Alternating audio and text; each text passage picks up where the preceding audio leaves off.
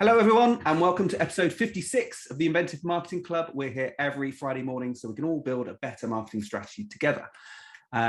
We've got a special guest with us this morning, got Libby Windle. Do you want to say hello, Libby? Hello, everybody. Thank you for coming on, Libby. Libby is a Google Ads expert, which actually we've been working with to help promote our club. Her company is a collective, isn't it, called Creative Ads. Is that right? There's a group of you working together? That's exactly right, yeah. So maybe you can tell us a little bit more about that when we hand over to you. But yeah, basically I met Libby through working with Cool Ventures, which is delivering government-funded training and support for people in the sort of South Gloucestershire, Bristol and Bath area. I think that's right, isn't it? Yeah.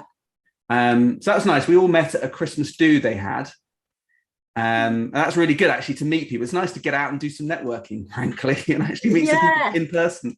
Yeah, it was one of the first in-person events I'd been to in 2 years, I think. So it was lovely. Really? Yeah. No, it was so nice to get out, actually. So what Libby is going to be talking to us about is how to get to grips with Google Ads, including setting up a campaign. You're going to kind of whiz us through that, and tips to maximize your budget and optimize everything. And in fact, you were just telling us before we started recording that this comes from one of your Cool Ventures 3-hour presentations, which you've like compressed down to some of the core points. Yeah, exactly. Yeah. So when I train on behalf of Cool Ventures, it's a 3-hour session. And by the end of it, everyone attending should hopefully be able to set up, launch and optimize their own Google Ads campaigns. So I've just taken out the key elements and put them into a deck today, but hopefully it'll be equally as helpful. No, it looks good. I've already had a skim through it. And it's about time, really, because the last time I looked at Google Ads as part of the club, we did a walkthrough of it back in November 2020. Yeah, November 2020. Oh, so wow. It's about time we revise that, because I know that the way that ads have changed since then, the way they're set up. So it's quite different. Yeah. Anyway, should we hand over to you? Because I know you've got a full packed slide. So if you start sharing your slides, we will sit back and listen. Amazing. Okay. Can everybody see that okay? Yeah, all good. Brilliant. So my agency is called Creative Ads. There you go. There's our logo. I've been working in digital marketing forever. Since 2005, I started at Microsoft in London. I was in their Bing ads team when that originally launched to compete with Google Ads. So I got some amazing training there. And I worked there for 6 years. I started off really junior. By the time I left, I was managing a team of people and some amazing international big budget clients. Oh, wow. Yeah, so it was brilliant experience. But I left in 2012 to move out of London and move to Bath, which is where I am now, and set up on my own alongside my desk buddy at Microsoft, Kate. So her and I are the co-owners of Creative Ads. She's still based in London and I'm here managing most of our client base are Southwest based. We're really niche, so we just specialize in buying traffic to websites. Essentially, we actually work on every platform where you can do that. So we work Google Ads, Bing Ads, Facebook Ads, Instagram Ads, or Meta Ads as it's now known, LinkedIn, Twitter, Pinterest, all of them. Wow, so you really cover all of the range. We cover the whole range. And actually they all work in really similar ways, so it's quite easy for us to sort of move from one platform to another. And then we also have a team that we work with in different spaces, but still within the digital marketing landscape. So we work with an SEO guy, we work with a content person, a social media manager. So we can provide kind of the whole range of digital marketing for small businesses. Today on my slide, which I'll try and whiz through, I'm going to do an intro. I've just done that. Then we'll talk about Google Ads a little bit. Then we'll talk about how to set yourself up in Google Ads.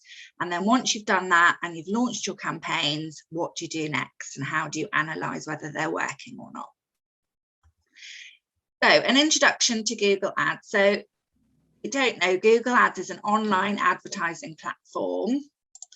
Let me just move this so I can read it.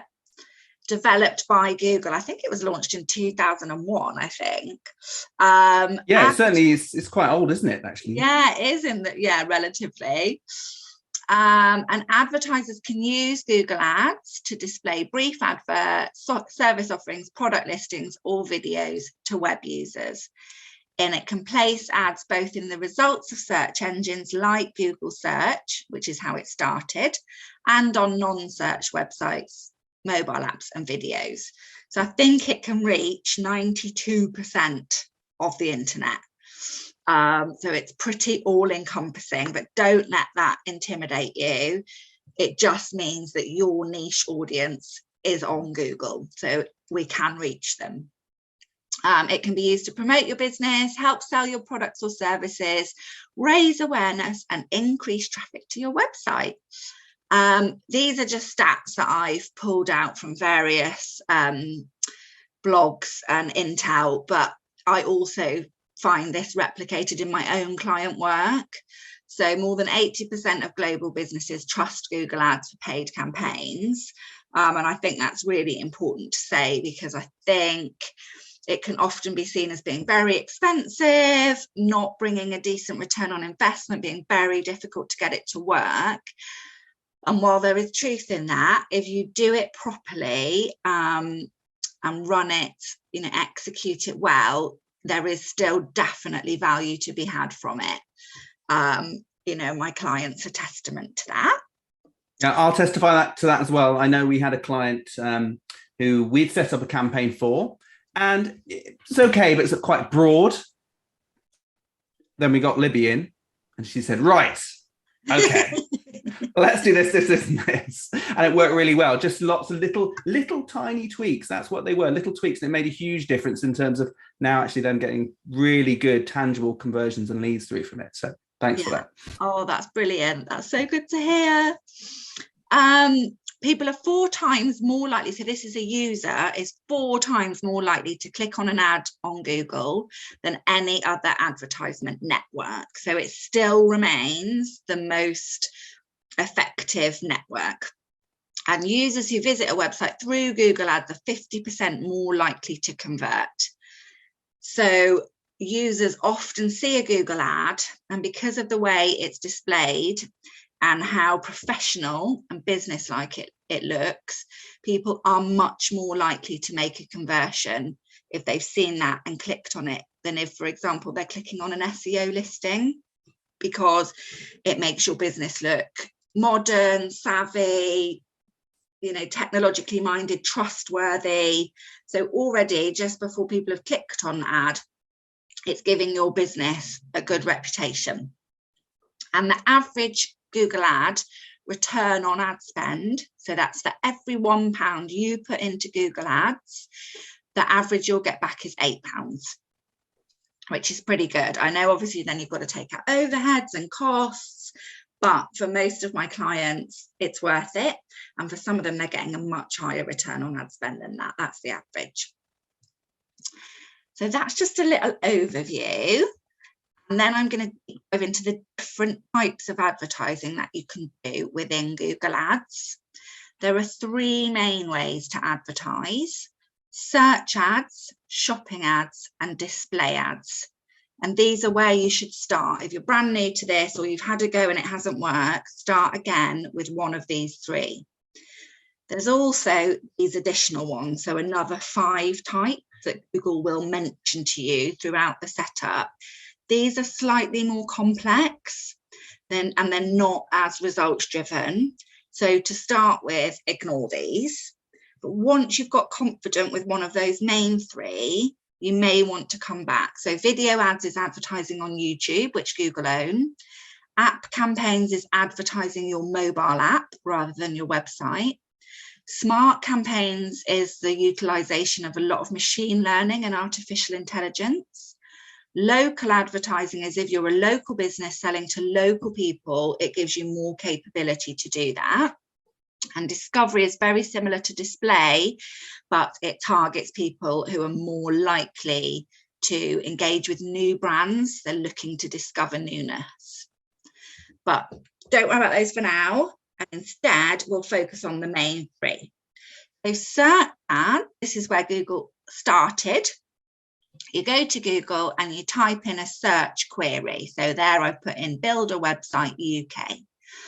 And the ones that have got the little ad text, I've just red blocked that, but there's 1, 2, 3, 4 of them. Those are coming from a Google Ads account.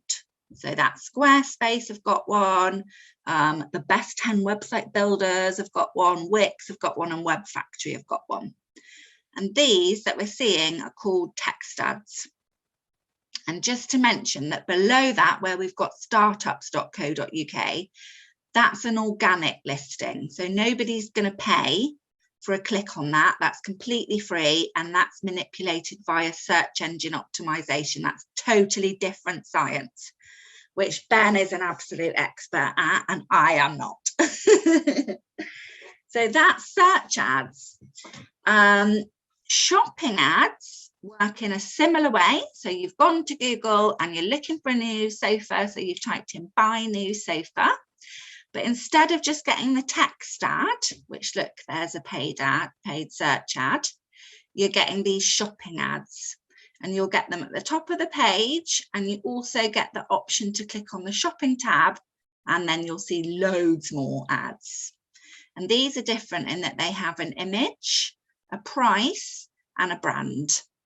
And you can sometimes get some other elements in there, like they've got 100-day returns. So those are shopping ads. And then we've got display ads. So display ads is quite different in that you're not putting an ad on the Google search or results page, you're putting it on somebody else's website.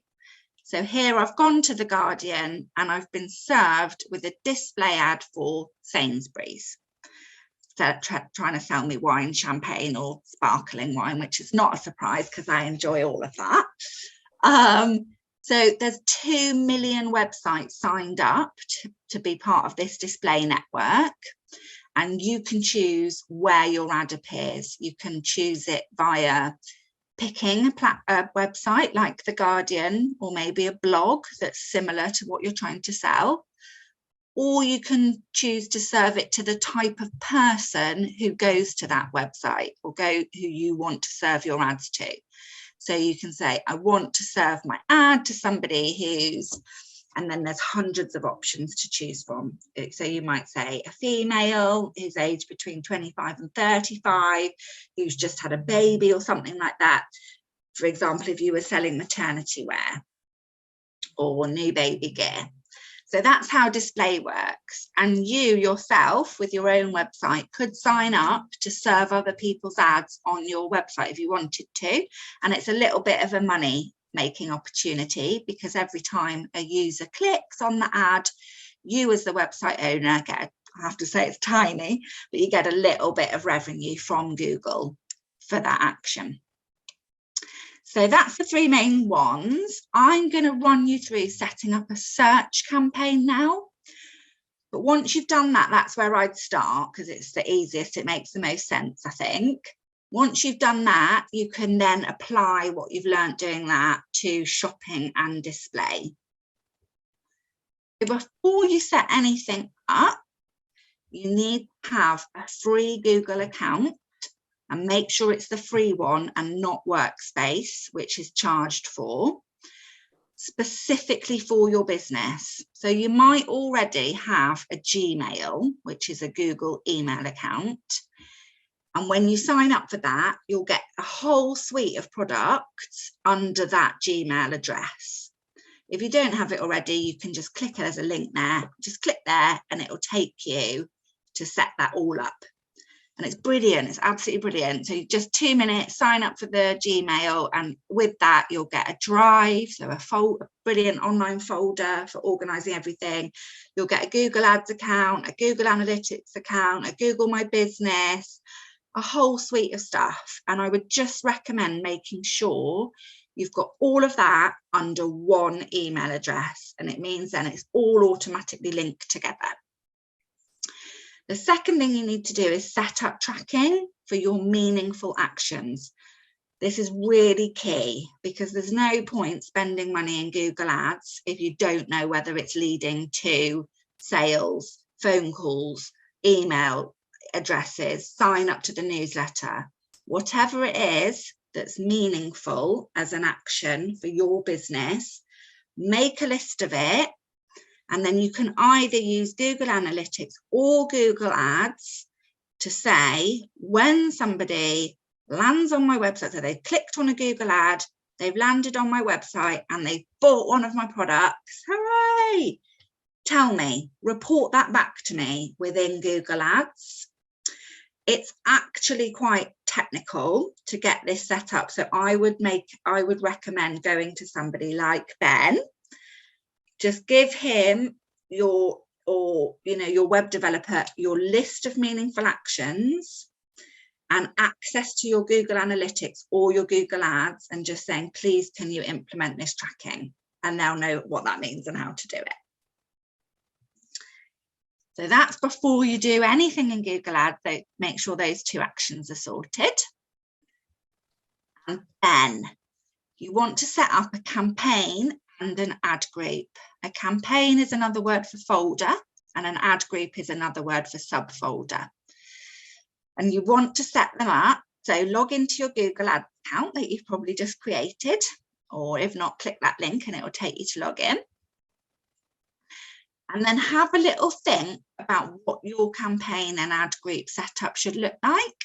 So here's an example where I've got a client who sells multiple different types of products. So I've created a campaign for health and beauty. I'm going to put all their health and beauty products in there. And then jewelry is something else they sell. So I'm going to create a totally separate campaign for that. And then let's focus on health and beauty. So within there, I'm then going to break out all the different types of health and beauty products that they sell and put them in ad groups, aka subfolders.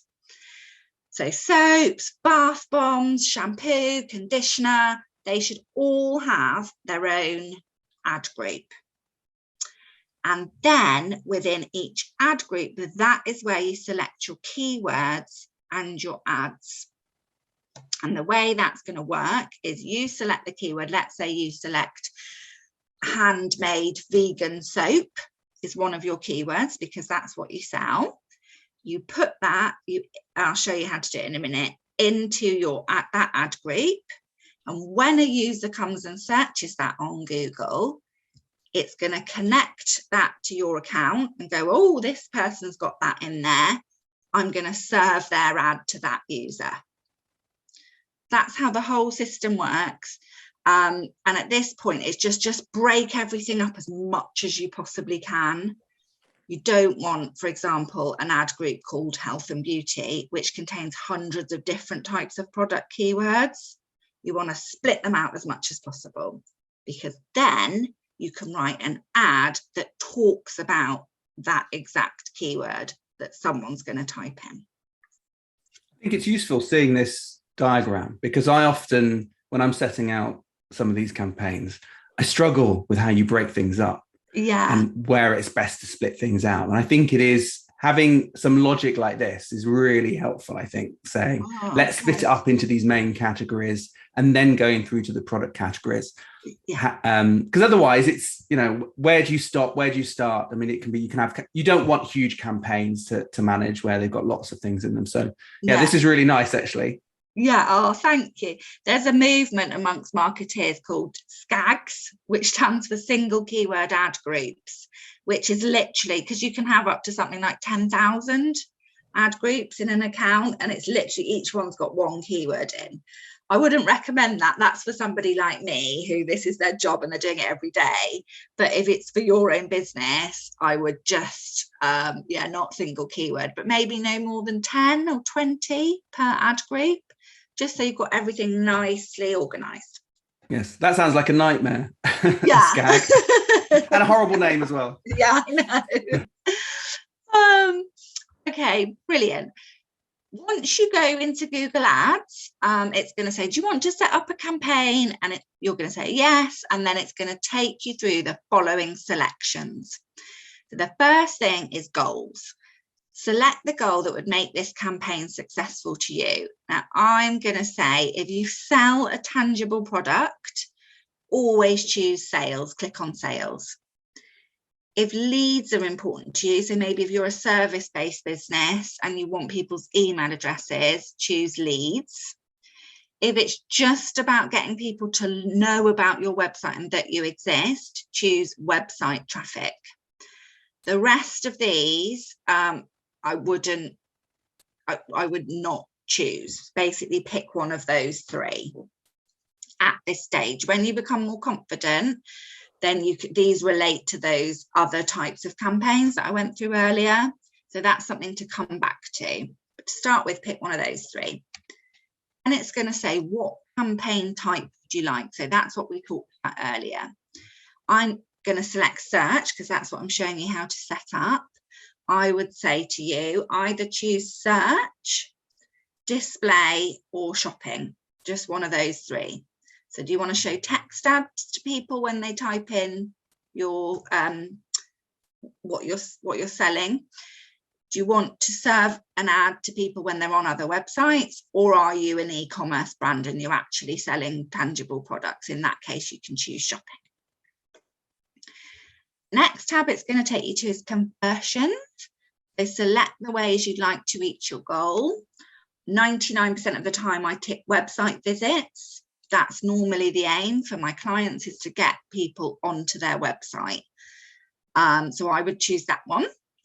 And then start tracking your sales as website conversions. So this, as long as you've done the tracking that we talked about a minute ago, it will appear here.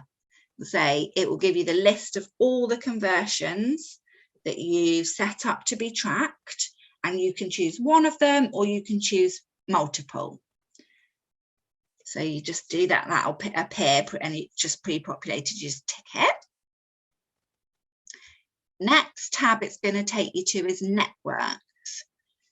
This is going to say, right, you've chosen search or you've chosen shopping or display. Your goal is sales, leads, or traffic, website traffic. Give it a campaign name. So something that's really meaningful to you. You're going to know what you've put in this campaign. It's going to appear with that ticked and that ticked. Always untick them. So basically this is saying, this is the search network, that's the search engine results page. And then it's trying to get you to also serve your ads across all of Google's search partners. But that just tends to make your results really diluted and often irrelevant. So untick that, and it's exactly the same for the display network, untick that. Next up, it's going to ask you, where do you want to serve these ads? Where are people when they see these? And you can literally pinpoint, you can do Bath plus 1 mile or 1K. So a tiny little area, or you can do the whole of the United Kingdom or America or whatever it is. So this is, you know, if you sell nationwide, choose United Kingdom. If you're a shop and you're trying to encourage people to come into your bricks and mortar building, you might want to choose much more local. Just be aware that there are options here, location options. Always choose this one, people in or regularly in your targeted location. Because otherwise, if you choose this one, which is the one that's pre-selected, it's going to go, oh, well, that person was there 2 months ago. You know, they might never come back, but they were there 2 months ago, so we'll show it to them. And actually, they're not our target audience. They're never going to come back to Bath and come in our cafe, for example.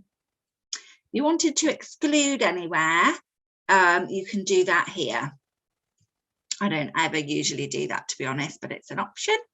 And then select your language, which is probably going to be English, but obviously it's got every language ever in there. So you just select the one that's right for your target audience, what they're going to be searching in and what they're going to be reading in. Budget and billing. This is the really tricky one for a lot of people. So it's basically giving you two options. What is the budget, the average that you want to spend every day? And what sometimes happens is what it does, it says it here, so it averages that out over a month. So one day it might go, oh my gosh, you know, loads of people are searching and buying from you today, so we're actually going to spend £10. But then the next day it won't spend anything, or it will only spend £2.50, and then average it out over the month. So don't be frightened if you see, I put £5 maximum and it spent £10 today, because in a month it won't go over what you stipulated per day. I hope that makes sense. Then it's going to say, how do you want to pay for your traffic? And again, there's loads of options in this drop down. Go here to select a bid strategy directly, even though Google's telling you it's not recommended. Do that. Then select clicks from the drop down. Tick this and set a maximum cost per click. So that's how much you're willing to pay for every single click through to your website. It's really, really hard to know what to put here, and Google won't give you, well, they will give you indicators, but it's very kind of pie in the sky. So you just have to put something here that you're comfortable with, and same with the maximum budget. And how I encourage my new clients to do this is to see it as market research. Worst case scenario, you're going to buy a ton of brilliant data about your audience and how they interact with your website. Best case scenario, you're going to start selling absolutely loads and make loads of return on investment. But to start with, we don't know that. So I would just say, give yourself a budget, whether it's £300 for a month or £1,000 for a month, that you're comfortable with spending on market research, and use that here. So £5 a day, let's say, and a 99 maximum CPC bid limit. And actually, you might not end up spending 99 pence on every click, but that you're telling Google, don't spend more than that. Does that make sense? Absolutely. Yeah. Yes, it is. This is a tricky area. Yeah. And as you say, Google does give you little bits of indication, but I think the best idea is what you suggested. It's market research. So maybe perhaps try these a little bit higher than you would, just to see, get some data in, and then you can start to see what's working, can't you? And you can go in and trim things down. Yeah, exactly. Totally. So that's what, that would be my recommendation for budget and billing. Just to say as well, it will keep going every single day until you pause it. So keep an eye on it, you know, sort of set yourself a reminder to go in at least once a week and see, well, what's it actually spent? If you decide you want to increase it, decrease it, pause it, it's really, really super easy to do that, and you can do it instantly. Okay, then we go to the keywords and ads. So Google has talked you through basically setting up a campaign, and as part of that, your first ad group. And the next section is going to say this. So it's going to get you to be building an ad group, and all you do for an ad group is give it a name. So all your settings sit under the campaign, and your ad group is just a named subfolder. So here I've put soaps, and then it's saying, what keywords do you want to put in this ad group? So remember, we're just going to focus exclusively on soaps, and these are what, when somebody comes to Google and types them in, this is what we want our ads to serve to those people. And a great way to research is just to literally, in this point here, type in soaps and hit enter, and it will populate this box with loads of keywords. You need to then manually go through them and remove the ones that aren't relevant. So maybe like this, Dettol No Touch. Like, I feel somebody who's searching for that is not going to want to buy a handmade soap. maybe Carbon Theory, that's a brand name. You could get rid of that. Antibacterial hand sanitizer, get rid of that because they're looking for hand sanitizer, not soap. So it's just a case of going through, being your target audience's mind space, and just remove, literally highlight and delete anything that's not right. And you'll be left with a lovely set of relevant keywords. And the ad. Then the next tab it's going to take you to is going to look like this. And it's going to ask you to write an ad to show to people who search those keywords in. Here's my top tips. Use responsive search ads. There are multiple ad options. Choose this one, responsive search ads. It's Google's favorite.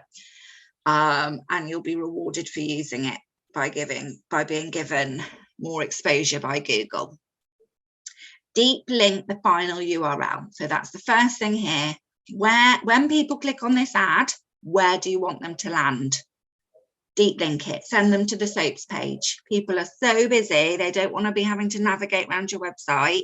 They want to buy a soap, take them to the soaps. Then you're going to have to write at least 5 headlines. So here I've put in more than 5. These can't be longer than 30 characters. So little short snippets about why people should buy your soap or sign up to your newsletter or whatever it is you want them to do. Write at least 2 descriptions. So these are down here and these are longer. These are 90 characters. The really tricky bit is with the responsive search ads, Google's only going to show maybe 2 or 3 of these headlines and probably only 1 of these descriptions, and it's going to mix and match them because it's using basically artificial intelligence and machine learning to work out what people like and then show it in that order more. So keep that in mind when you're writing it. They must make sense individually and combined in any combination. It's not easy, but it's doable. And here's just some best practices. So this is one of my clients in jewelry. They sell beautiful leather and rope bracelets. And here's an ad. So all our bracelets are handmade, gorgeous gifts for all occasions, can be personalised with beautiful engraving. Thank you so much for your continued support through these difficult times from a small UK business. So there's tons and tons of best practices around ads, but what I found in all my years of writing them is, you know, expose your brand, talk to people as people, don't be really corporate or overly professional. Try and be sort of a bit human, like the voice behind the brand.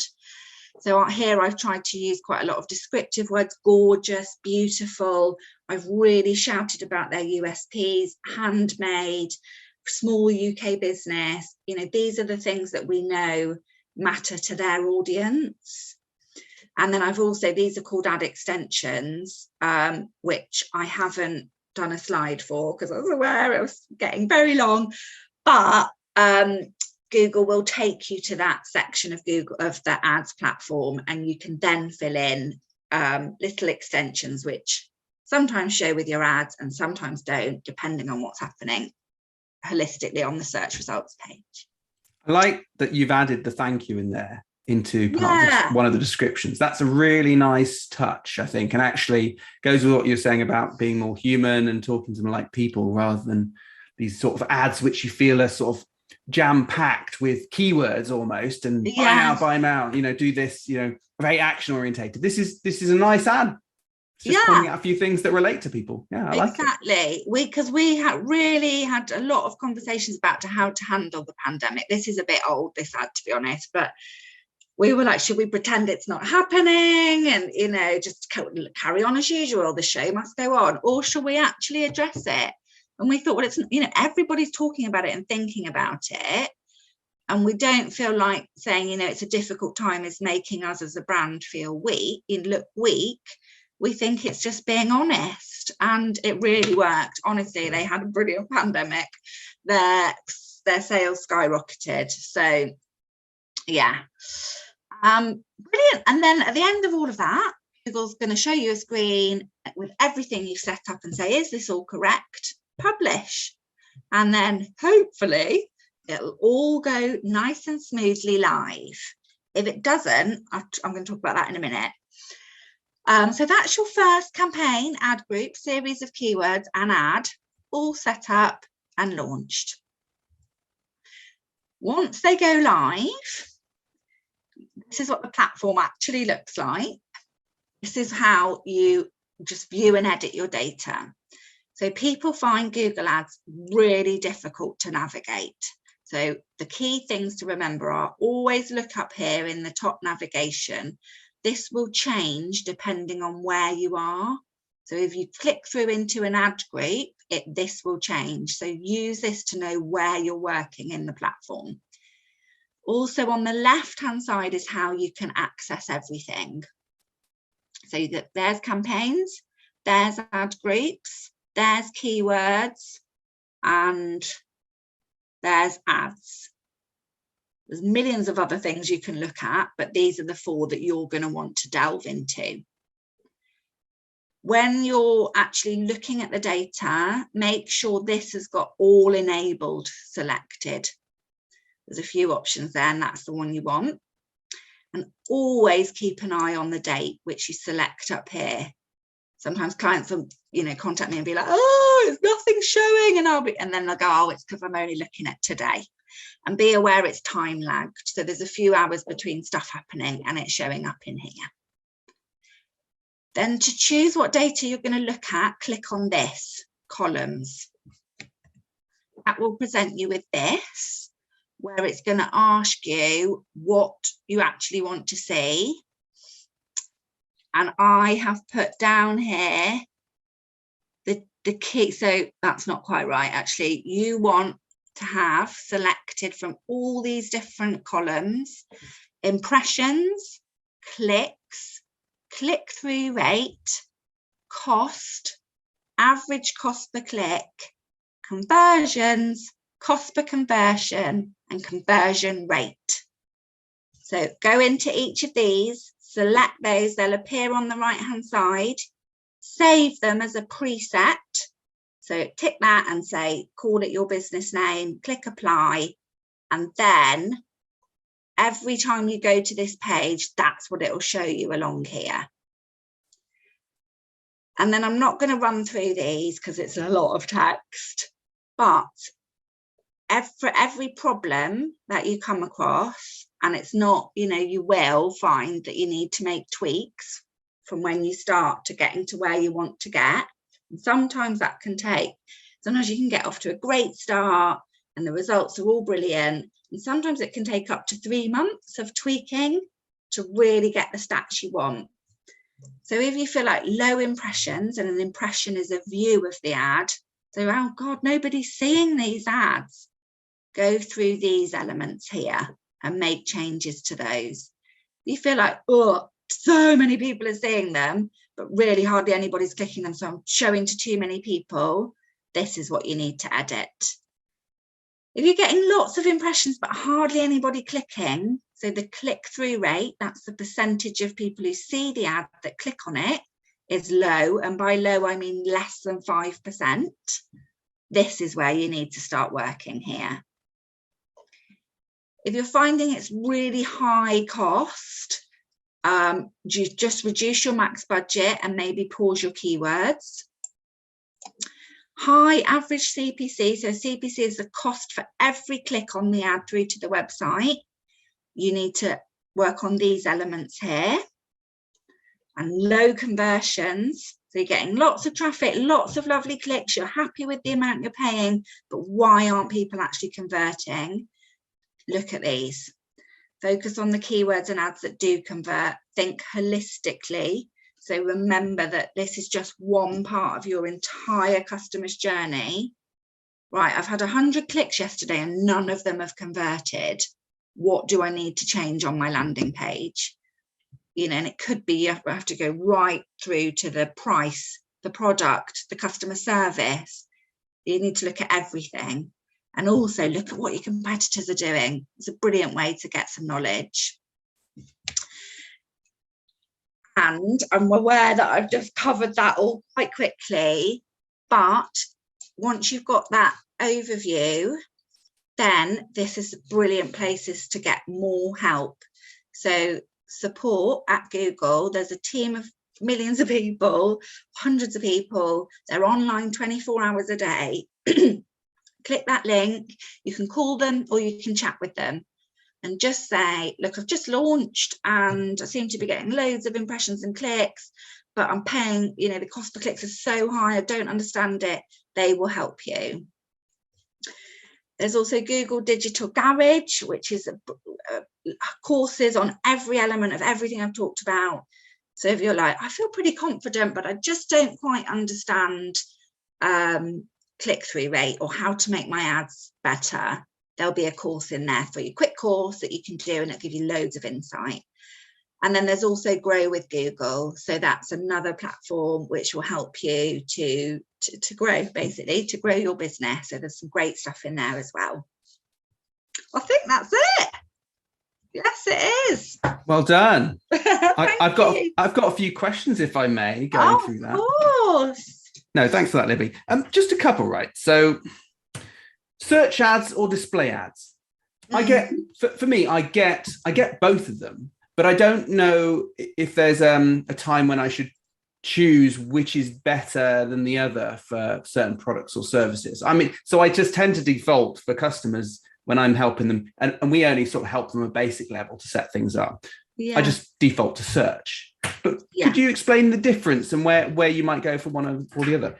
Yeah, sure. So search is it's much more likely to convert because people are looking for exactly what you're offering in that moment. So it's much more likely to get clicked on. It's much more likely to generate a conversion, but it's much more expensive. So the landscape for search ads, there's 4 at the top of the page and sometimes 2 or 3 at the bottom. So every single business that's set up a Google Ads account and has put that keyword in it is fighting to be in one of those 7 or 8 text ad spaces. And Google, it's an auction place. So the more you're willing to pay, the higher up, well, A, the likelihood you'll get on that first page, and B, the likelihood you'll appear at the top. And 75% of clicks happen on the first thing that people see at the top of the page. So it just can be very expensive. Not always. If you find a little niche where there's not loads of businesses bidding on the same keywords, it can be cheap, but sometimes it's just hard to have the budget for search. With display, it's much, much cheaper because the landscape, there's 2 million websites that you could serve your ad on. It's much, much, much cheaper, but less effective in driving conversions. So what I tend to do is start with search, find that niche that's affordable for my client and that can generate them a decent ROAS. And then I use display to tell their audience, for example, about a summer sale they've got going on. And display is the type that includes remarketing. So I was going to mention remarketing. Yeah. I think we don't do any of that, but actually it is something that is quite important. So maybe you go ahead and explain what that means. Oh, before you do, very quickly, ROAS, that's return on ad spend, isn't it? Yes. Okay, good. Yeah. Yeah, go ahead. Yeah. Remarketing is where if anybody's landed on your website, again, you need to set up some tracking for this. So when you're doing your conversion tracking, sending that to your web developer or someone like Ben, at that point, you can say, can you also put a remarketing tag on? And what that does is it drops a little cookie onto the laptop or mobile or whatever of somebody who's landed on your website. And then it kind of follows them around the internet. So then later, so they've been on your website, they've looked at your beautiful soap, and then later on in the day, they're on, I don't know, eBay, but looking at something, you'll see, they'll see in the right-hand side of eBay, a picture of your soap. And it will say, and you can write in your ad something like, come back, and here's a special little discount code for you, something to encourage them back to actually complete the purchase. So remarketing is brilliant for that. And if any of your audience are doing or planning to do Facebook or Instagram ads, their remarketing capabilities are brilliant, because you can even say, if somebody's liked this post, remarket to them. So you know they're quite warm, they're engaged, they're engaging with your product. You can then say, when they're on Facebook later today, stick it back in their feed. So I love remarketing. People sometimes find it annoying, it's sometimes a bit controversial, that Big Brother is watching you, but if you do it in a nice way, and you can set caps, so you're not bombarding people all day long, you can just say, look, just show this to them twice, or I don't know, I'd probably go 4 times, and then stop, leave them alone. And then can you can you remove them from that remarketing list, that audience list, once they've bought something? Because I was listening to the Now show on Radio 4, and Hugh Dennis joked about going to Amazon or eBay, looking for a Hoover, and buying the Hoover, and then forever being followed by these ads around saying, buy this Hoover, buy this Hoover. He said, I bloody bought the Hoover. I don't want it anymore. Yes, you can. So you can then say, exclude people who've made purchase. Yeah, because I get that as well. And it's like, it's such lazy done what marketing. You wanted me to do. Yeah, I've done it. Don't spend more money trying to get me to come back. So yeah, you make sure you exclude people who've already purchased. Brilliant. So just on conversions, here's another question. Yeah. I favour using Google Analytics to set up goals. I think generally because it's easier. Yeah. Once we've got Google Analytics set up on a website, we can go into settings or admin goals, and you can set up if someone hits this page, or maybe even a bit of JavaScript event is triggered. It's a lot easier to set that up. Typically for an e-commerce site, you might set it up on the thank you page at the end, and then set up the steps in between. Yeah. Or it might be a sign up page. People fill out a form, and it goes to thank you, and then that's the page that converts. Yeah. Once that's set up in analytics, not only do you get the tracking in there, but you can then pull that through in ads, Google Ads, and use that as tracking. However, Google Ads also enables you to create code which you can stick on various pages. And for me, it's a bit of a pain, because I then have to go and put that in somewhere, or maybe we're using the Google Tag Manager and you have to add it in there, and it's just a pain. Which do you favor? Where do you prefer? Is there any disadvantage to using analytics? No, I'm exactly the same as you. My first recommendation would always be analytics. Also, the thing I love about that is then I can see how all other traffic is performing. Yes, against the same goal. Direct, newsletter. I can see how everything is performing, and then I've got my benchmarks then. And as often happens, it fluctuates. It all fluctuates, but you can often see, well, it's fluctuating from every traffic source.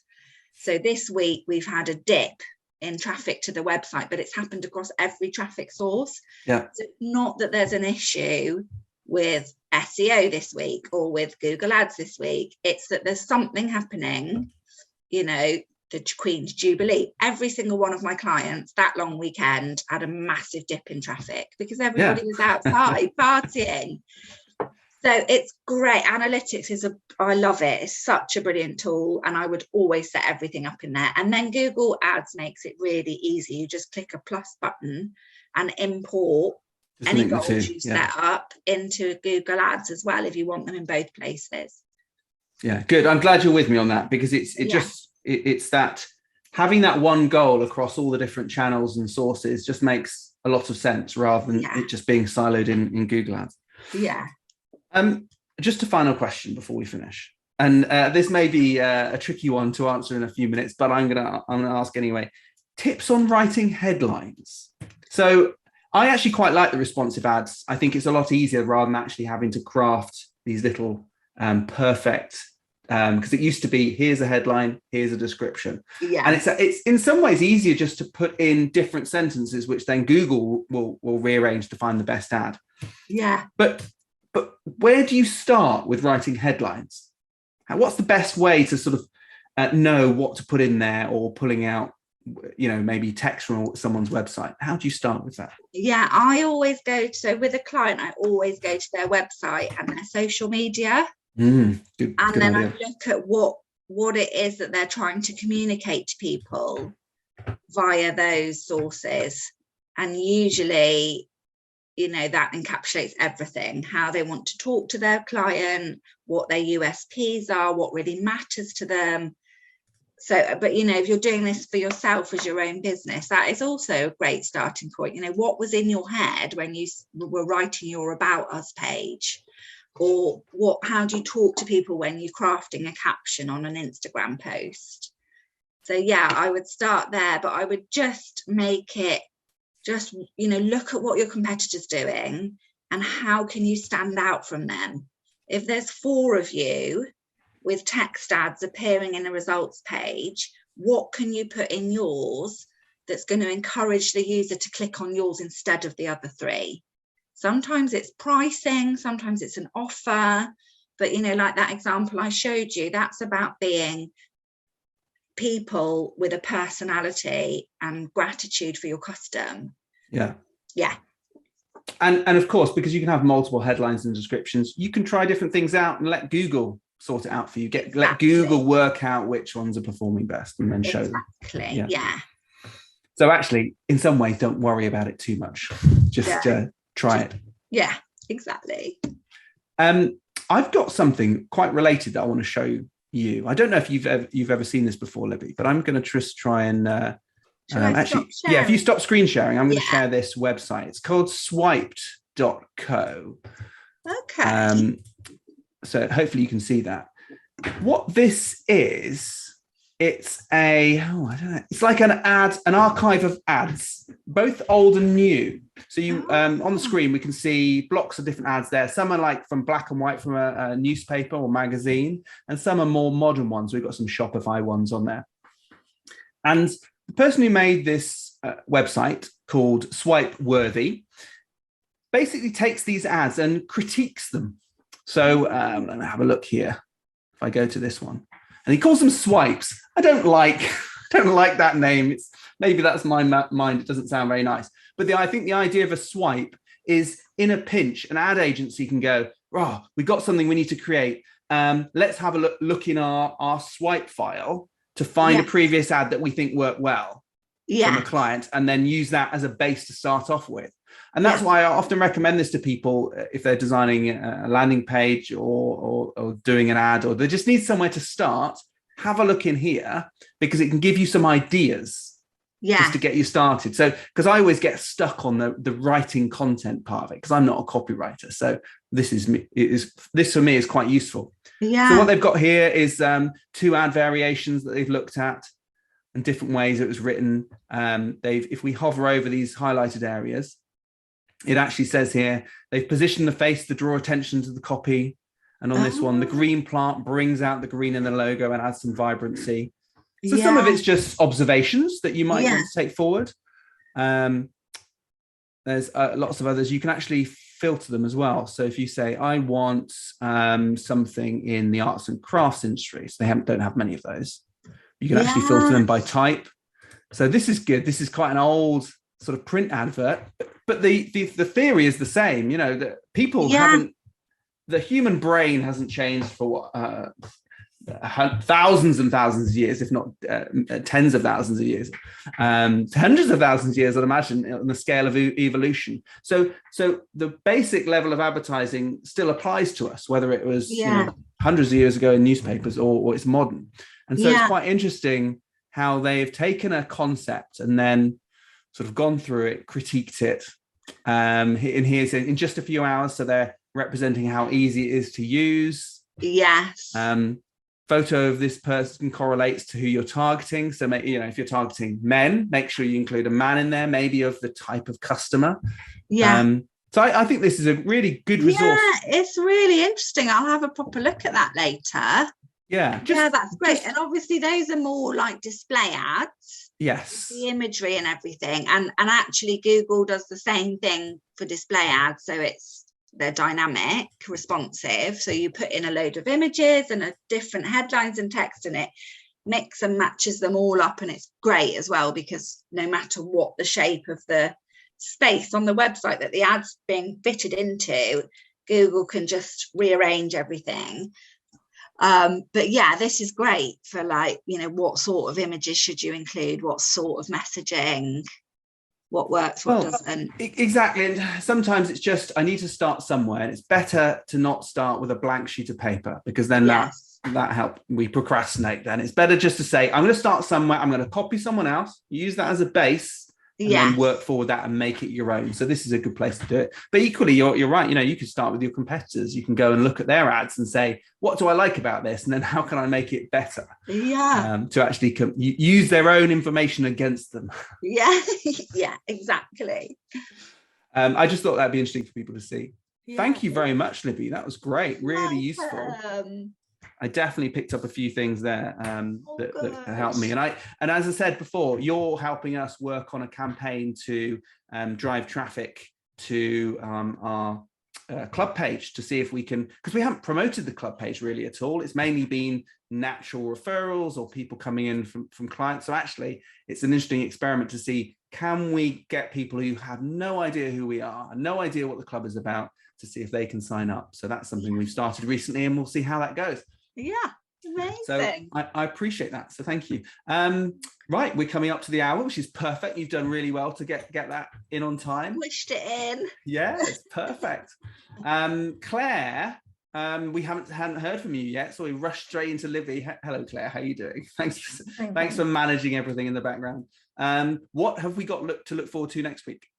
So next week, you're going to be joined by Alex Koppuk from Communion Architects to do a review on a book that he recommended to you, A World Without Emails, which will hopefully bring some sanity to everybody's marketing and productivity. Yes, I really like this book. I was telling Libby all about it, and I definitely think it's worth a listen. And don't worry, for those who love email like I do, he doesn't mean actually get rid of email in the book. He's just saying there's a saner way to use it. So perhaps we can make sure that people have that link, so if they want to read it in advance before we go through it. But A World Without Email, very, very good book to listen or read. So thank you very much, everyone. We're here every Friday from 10 a.m. We cover everything from marketing strategy, social media, SEO, video, ads, sometimes, and more. If you've got something exciting to share, do get in contact. Email support@ratherinventive.com. Certainly invite a colleague. So if you want to come along, there's something interesting that you want to hear about, just share a Zoom link, share our Zoom link with a colleague. Just no need to ask, just invite them on. It's not a problem at all. It would be nice if we know they're coming on, so we can welcome them and just let them know a little bit more about the club, but bring them in anyway, more the merrier. And don't forget to catch up on all the previous webinars over the last, 3.5 years now. They're on Basecamp. And as I've mentioned before, we're slowly moving everyone over to our website where we've got the full resource. Thank you, everyone, for watching, and we'll see you all next week. Bye-bye.